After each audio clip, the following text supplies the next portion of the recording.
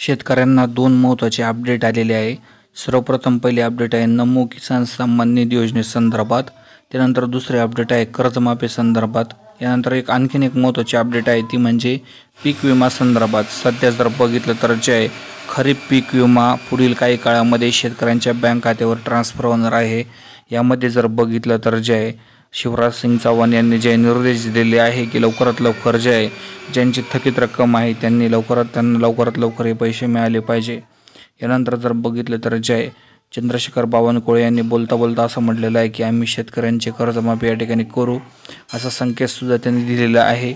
बघूयात आता शेतकऱ्यांची कर्जमाफी होती की नाही। यानंतर नमो किसान सन्मान निधी योजनेचा 7वा हप्ता जे आहे बँक खात्यावर लवकरात लवकर ट्रान्सफर झाला पाहिजे। नमो किसान सन्मान निधी योजनेचे 2000 रुपये लवकरात लवकर बँक खात्यावर ट्रान्सफर होणे गरजेचे आहे।